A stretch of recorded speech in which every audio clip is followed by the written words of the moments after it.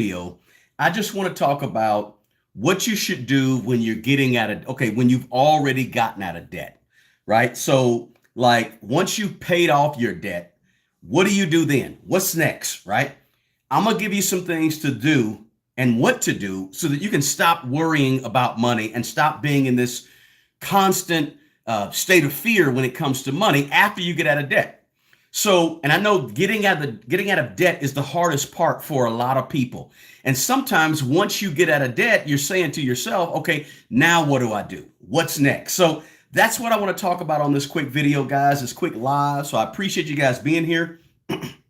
And so as you come in, you can let me know where you're coming from, where you're checking in from. Just give me a shout out. Let me know where you're at. But I want to jump right into it because I don't want this to be a very long live. Okay. So again, won't be long. So stay with me. I took a few notes so I can read what I'm saying, or at least understand the general points I want to hit. So what is after paying off debt? What do you do next? And I'm talking about, let's be clear here. I'm talking about bad debt. And what is bad debt? Bad debt is debt on anything that is not going up in value. If it's an asset that's not going up in value, it's bad debt if you owe on it. If it's medical bills or student loans that there's no value, nothing is going up from the debt, it's bad debt. And sometimes you might hear that referred to as consumer debt, right?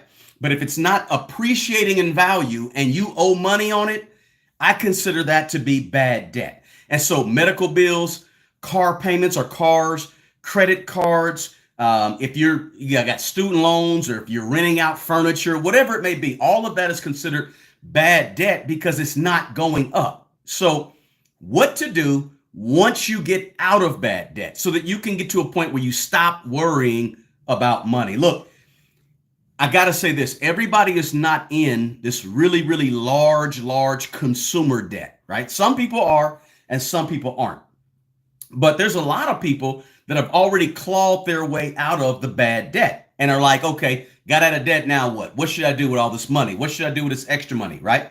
So the plan I lay out for people is really 5 levels, right? Level 1 is create a written zero-based budget, right?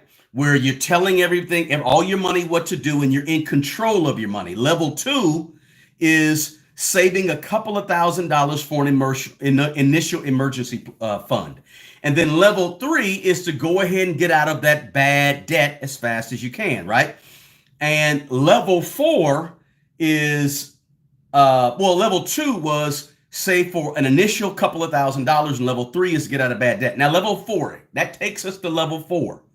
Once you get out of the bad debt, once you get out of debt, so that you never have to worry about money again, you need to make sure you save up 3 to 6 months of your needs for emergencies. That's going to put you in a position where you don't have to worry about money again. This is what you must do in order to make sure that you never have to think about, okay, well, do I have enough money? Do I not have enough money? What do I do? I'm not sure, et cetera, et cetera. If you save up 3 to 6 months of your needs or your monthly expenses, whatever you choose to do. I like needs, not necessarily monthly expenses, but you have to keep some cash where you can get to it immediately. Trust me, it takes a lot of stress out of your life, takes a lot of anxiety out of your life, and puts you in a position where you have some choices, right? Sounds very elementary, I know, but the whole point of the emergency fund is to have your money set up somewhere where you can get to it as soon as possible. So you don't have to worry about money again, ever, never, right? People say, well, and you might say, what is an emergency? What do I consider to be an emergency that you should use your emergency money for? What constitutes an emergency? Why? And then you might say, why is a fully funded, what some people call a fully funded emergency fund, why is it important? Well, emergencies, guys, destroy people's financial life regularly, right? And so if you're prepared for emergencies, sort of like having some insurance or some type of safety net, it's going to help you tremendously. And it's going to help you avoid this catastrophic event that can just tear you down financially, which a lot of emergencies tend to do. And I see this happen when I talk to people one-on-one, I do one-on-one personal financial mentoring and coaching, and I see where people, if they have one $3,000 event, they're going to be homeless, right? And it may not sound like it's very important, but it's really, really important to make sure that you have a big cushion of money. And I say initially, just a couple of $1,000s. And then once you get out of debt, you have to first build up that emergency fund so that you feel safe. You give yourself a peace of mind. Now, what's an emergency? I like to say there's basically three type of broad categories of emergencies. One is home and auto repair, right? So you got your home repair, your auto repair, something goes wrong at home, you're covered. Something breaks down, you're covered, right? Plumbing, electrical, appliances, tires on your car, transmission, car accident, car replacement. And this includes natural disasters too, right? Because if a tornado comes through your home, it's going to tear up your home, maybe tear up your car. If there's an earthquake, right? Whatever. If there's unforeseen fire, right? So the first type of emergency, and I like to clarify emergencies because oftentimes people, they use their emergency money for stuff that's really not emergencies, right? So I like to clarify what is an emergency. Three types. Number one is home repairs, car repair, natural disasters that are going to mess up your home or your car, right? Or where you have to maybe pay a deductible, right? Before it can get repaired or whatever. You might have to replace something. The second type of emergency is a medical emergency, right? Medical bills, serious illness, serious injury, death, right? We all gonna die. Sometimes that happens. You got to pay for a funeral, right? All of those things are included in terms of medical, right? So medical stuff happens all the time, and it's unforeseen. We don't know what's going to happen. We don't know what's going to occur, but it occurs and it messes up the money, right? And then, of course, you have the third is the loss of a job or loss of your primary income that takes care of all of your needs, right? So those three types of emergencies are the types of emergencies. An emergency is not something you know that's going to happen every single year, right? But you just failed to prepare for it, right? So let me see what I got in the chat, guys. I get to going and I forget about the chat. Mrs. Moore from Atlanta, good to have you. Let's see here. Somebody said, I've learned so much since I subscribed. Thank you, Heel Toe, for being here. Appreciate it. Let's see. San Antonio, Kimmy Apple's in the house. Good evening, everybody from Ohio. Art of War. Virginia's here. Itchy Asian. Jacqueline from Arizona's here. Thanks for checking in. I'm a little later than I normally do a live, but I said, so what? Let's roll with this. Is important. I got to get it out, right? So let's finish talking about what's not an emergency, right? Christmas gifts are not an emergency. School closed because the kids are going back to school come August or September. That's not an emergency. Happens every year, right? Soccer tuition, right? For soccer, cheerleading tuition, $300 for them for the cheerleading outfit and the pom-poms. No, that's not an emergency, right? Paying your property taxes on your car, your house, not an emergency. Well, you got to be clear and honest with yourself about what an emergency is when we're talking about building up this emergency fund after you get out of debt. Remember, once you get out of debt, you have to build a solid, strong, full emergency fund so that you never have to worry about money again. You stop worrying about money, right? Very important to do. Guys, do me a favor as you come in, hit that like button below. Just hit the thumbs up button and do me a favor and share the link of this video with somebody that you know. The best way to support this channel is to share the video, right? So please do that if you can as well. But you gotta have discipline once you get out of debt. Now listen, everybody that has gotten themselves out of debt, big kudos to you. If you're in the chat, that's you. Let me know if you're out of debt completely. But everybody that's done it has had to have a certain amount of discipline, right? To even get out of debt or to even refrain from going into debt. You had to have a certain amount of discipline. You got to carry that discipline over when you're building up your emergency fund and carry that discipline over when you're actually assessing emergencies, things that are emergencies, things that are not emergencies. Emergencies are unforeseen things that come up out of nowhere. You didn't know the stove was going to break, right? You didn't know you was going to get a flat tire. You didn't know the transmission was going to go out in the car, right? If you don't know about it and it sneaks up on you and happens to you, that's an emergency. If it's medical, if it's loss of job, or if it's some type of home repair, car repair, stove, you can't go and you can't drive to work, whatever it may be. That's an emergency. All the other things, don't get it twisted, don't get it mixed up, are usually not emergencies, right? You got to have that discipline when you're trying to build your emergency fund after you're getting out of debt. Now, there's really, okay, let's talk about saving money, right? There's really only two reasons that I think a person should save money, right? Emergencies, large ticket items.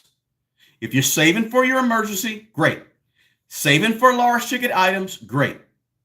That's when you want to save money. Now, here's the kicker.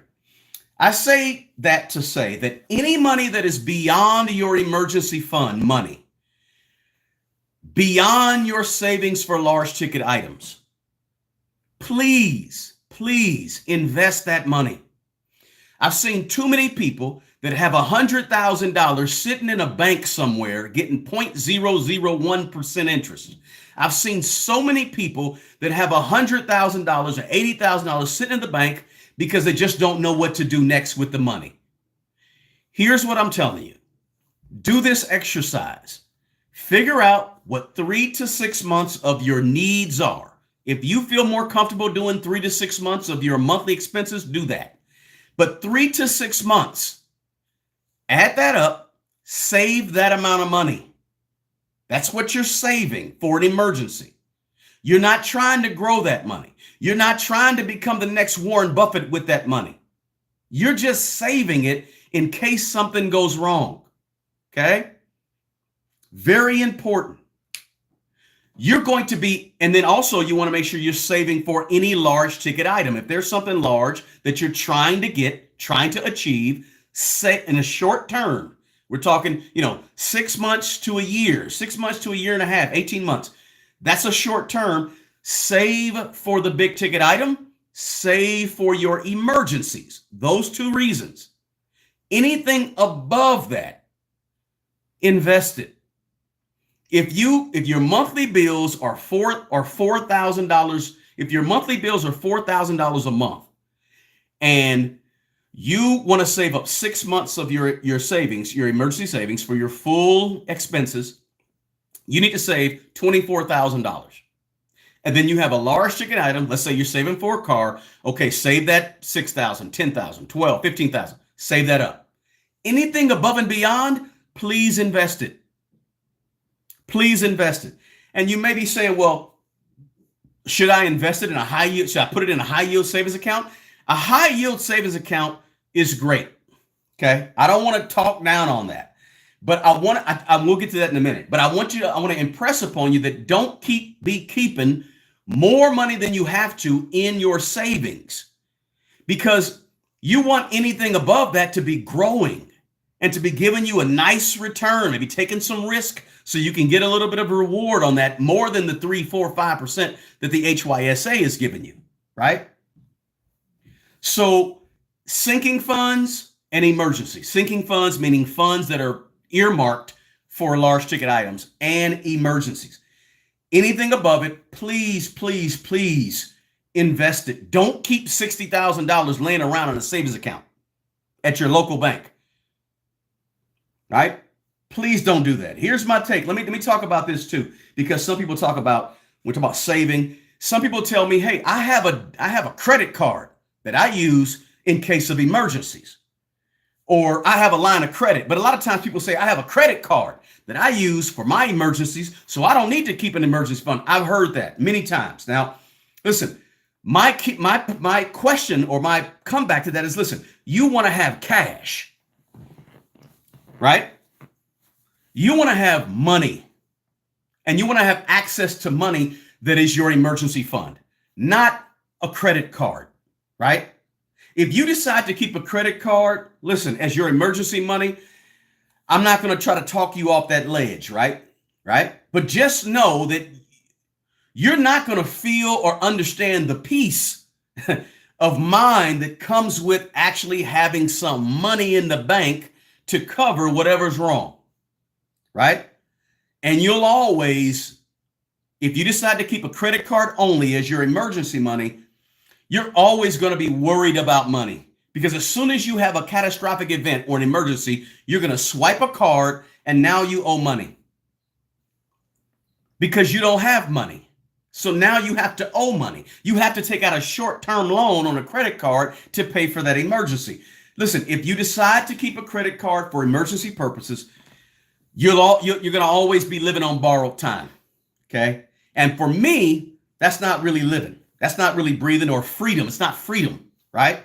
That's why I don't suggest you use a credit card as your emergency fund. Now, if you do it, you do it. Cool. I'm not going to try to talk you off that ledge, but there's a certain amount of peace and freedom that comes with the ability to say, you know what? I have cash for an emergency, right? So the first thing you got to do when you get out of debt on things that's not appreciating in value, if you have a home or you have a couple of rental houses, I'm not talking about that debt, but any debt that's not appreciating and going up, first thing you got to do is fully fund your emergency stash of cash, right? Take your monthly expenses or your monthly needs and simply add them up, multiply it by 3, 4, 5, 6 or more. Now, 3 months of emergency, if you have a real steady job, I'm cool with just 3 months of your emergency need or emergency funds. 3 months of your monthly needs or 3 months of your expenses. I'm cool with that if you're a teacher, you work for the government, you got something that's pretty steady, cool. But if you're a commission salesperson, right, you need to have a little bit more money than just 3 to 4 months. Maybe you need to have 5, 6 months of emergencies or more, right? You got to make that decision. But you got to do that so that you never worry about money again. You stop this worrying about money. Why? Because you have money, right?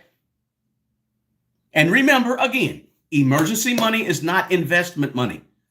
So I don't care. Somebody asked me, they always say this in a comment, where should I put the money? Listen, this is savings. This is not investing. So I don't really care where you stash your money for your emergency fund. If you feel comfortable with your emergency money sitting at the bank down the street, I'm cool with that. Again, I'm not cool with anything above your emergency money sitting at the bank, but just your emergency money for emergencies sitting at the bank, I'm cool. If you want to decide to go online and put it in a high yield savings account and get 4% interest, I'm cool with that too, right? You find one online that you like and you trust and you feel comfortable with. But remember, you're not trying to grow emergency money. So I'm not trying to, listen, you got $10, $15, $20,000 of emergency money. Okay, to get 4% interest on that, great, let's do it, cool. But I'm not tripping on that money getting a whole bunch of interest because it's just there for safety reasons. Because I want you to take a whole bunch of money because now you're out of debt. I want you to get that emergency money where you can get to it, but then I want you to take a whole bunch of more money and go invest that. And that's what you would invest in at Charles Schwab, Vanguard, E-Trade, whatever it may be, right? Interactive brokers, wherever you go, right? Keep in mind, though, if you put your money in a high yield savings account, keep this in mind, the interest rate that you receive on that money is variable. It's going to change, right? It might be 4.5% today. It might be 3.5% tomorrow. It might be 1%. When the Fed starts raising these rates in 9 months, 10 months, maybe next year, your interest rate that you get on your high yield savings account may go down because it's a variable. It's not locked in. It's a variable, right? Just keep that in mind. So that's what I wanted to share with you guys. For a lot of years, let me just go back to that. For a lot of years, I want to say this too. For a lot of years, high yield savings account didn't give no money, right? The high yield savings account was 1%, 1.5%, more than your bank down the street. So just keep in mind, the guys, that this is new for us with these high yield savings accounts with 4 and 5% interest. That's in the last few years. That ain't going to be around very long. I wanted to point that out too. But so something else to think about is how to build up the emergency fund. Just real quick, because I know it can be hard to build up an emergency fund. After you paid off your debt, now you like, what's next? You want to build up your emergency fund from that $2,000, $2,500 up to what it should be. that can be difficult for a lot of people. Let's just be real with it, right? So one of the things I want you to do is if you're in that situation, you paid off, you got your $2,000 emergency fund sitting over there, you paid off your debt. Now you're getting to the point where you want to add to your emergency fund, so you have a fully funded emergency fund. So you want to make sure you visit your budget, look at your budget, and first you want to make a goal, right? I want $10,000 by this time next year, May of whatever next year, and then you want to say, okay, how do I add the savings to my emergency fund to my budget? So in other words, you kind of make it sort of a line item on your budget, saving. So right up there with giving, rent, food is your savings. $200 every time I get paid, $400, so that you can quickly, now that you don't have the debt hanging around, now you got to have a little extra money, and you should be able to quickly, not quickly, but 6 months, a year, whatever it takes, to build up that emergency fund. Now, it may take some of you 2 or 3 months, right? But the point is, add it to your budget like a line item, right? And have the money, the other thing is, have the money automatically come out of your check so you don't see the money, right? So once you put the $200 every 2 weeks towards your savings to build up your emergency fund, then go ahead and say, okay, I'm going to automate it so it automatically comes out of that and goes into my high yield savings account, or automatically comes out of that to go into my savings somewhere, right? So you don't have to worry about moving the money around because life gets busy, etc., right? So you automate it. The other thing you want to think about to build up your emergency fund quickly is maybe some extra money, maybe some overtime, maybe a side hustle, side gig, so you can have some additional income, right? To actually and I know you may be saying, wait a minute, I just put in all this work to get out of debt. Well, you got about 4, 5, 6 more months to build up your emergency fund fully, right? So ultimately, you want to be better prepared to handle these inevitable surprises that are going to come up, guys. Let's see here. Somebody said, let's see here. Just running through the chat again, real quick, guys. Late, but I made it. Good to have you, Lauren. You can rewind this thing back to the beginning if you want to. Student loans, let's see. Somebody does have student loans. Okay, I must have missed a few of those. I asked a question. Houston's in the house. Good to have you. Hey, Frida, good to have you in here. That's cool. Boom, boom, boom. Let's see here. Does anybody got to kick out of here real quick? I think I kicked out somebody. Let's see here. Kimmy Apple, I live in Ohio. Good, good. Boom, boom, boom. Okay, good. So, all right. So that's the deal right there, right? So how do you make sure that you never worry about money again when you pay off debt? You make sure you do it by simply making sure that you build up an emergency fund fully as soon as possible when you get out of debt, because there is life after debt, right? There is life after debt. Trust me, it feels good. If you're out of debt, let me know in the chat, guys. I think I asked you that earlier, but you might have put it in here already. But if you're in the chat, guys, let me know if you're out of debt. Somebody says, how do you balance having investments with kids? Well, you gotta, just because you have kids don't mean you can't be specific on your budget and put in your budget what needs to be in your budget and stay focused and disciplined with it. Just because you have kids doesn't mean you can't do that. So you can invest, you can do a budget, you can do all these things that you would do if you didn't have kids, even though you have kids. Just make sure you include them in the budget, and you can include them when you do the budget, right? You can have a family meeting once a month where you figure through the budget. Kids tell you things that's coming up and happening recently or that's going to come up. Hey, Dad, I got this field trip that I got to go to. It's $20. Boom, add it to the budget. Make it a family affair where everything in the budget has to do with the family. So now you don't get these surprises that come through. Hey, I didn't tell you, but we got a $50 project that's coming up, right? Just a suggestion. So don't let the kids deter you from doing the right things with your money. Just include them, right? Let's see here. Somebody said, I have a debt, but a positive net worth. Congratulations to you. We do have one debt-free person right there. So we're out here. The question is, what do we do after debt? If you don't want to worry about money again, you want to stop worrying about money forever, make sure you have a fully funded emergency fund. And I would not use my credit card for my emergencies because you still don't have money. Every time you swipe a card, it's a short-term loan. Every time you swipe a credit card and put something on credit, it's a short-term loan. I hate loans because I hate loans on things going down in value. If it's going up in value, like a house, like a duplex, like a multifamily, I'm cool with it. Real estate, I'm okay with putting, having some debt on that. But if it's not going up in value, why have debt on it? It's just bringing down the liability side of my net worth equation. And I like for my liability side of my net worth equation to not have anything on it but a little bit of real estate. That's about it. Or a little bit of something that's appreciating. I got totally out of debt. It took me a long time. I was 52 before I got totally out of debt. But I had been working on getting out of debt for a long time. And it took a long time. But guess what? Whew. Deep breath. Peace. Right? When you have money in the bank, there's a peace that is unsurpassed. Right? Let's see here. Did I miss? Boom, boom, boom. Is a money market considered savings account is an investment? Sometimes there's money market accounts where you can get 2 or 3%. It's considered a pretty safe piece of investment. I would not consider 2 to 3% to be an investment. But if you feel safe and you have a really, really low tolerance level for risk, then put it somewhere that's getting you 2 or 3%. It's better than nothing.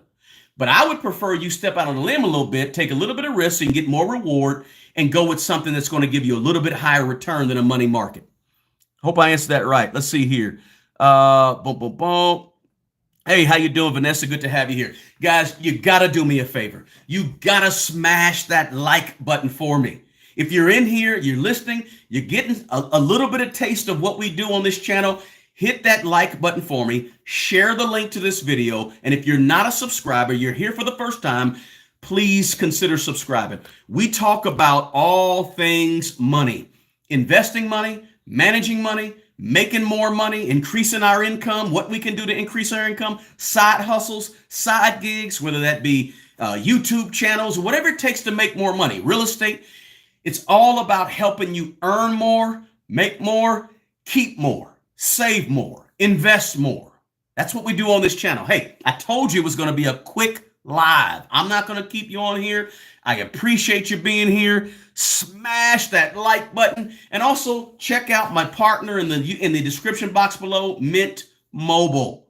If you want to save money on your premium wireless services, consider Mint Mobile. Their plans and their family plans are very, very inexpensive and they are very, very good, solid. I don't partner with a lot of companies on this channel, but I have to use it and I have to make sure it's good before I pass it on to you guys. And I can say with Mint Mobile, solid premium wireless services. Also, don't forget in the description box, get your 24 Laws of Money free. My free ebook from me to you. All right. So, hey, guys, I appreciate you being here. I'm going to let you go. Thanks so much. I'll check you on this live again. The best person who's going to take care of the old you is the young you. Take good care of yourself and take care of other people. Until the next video, peace.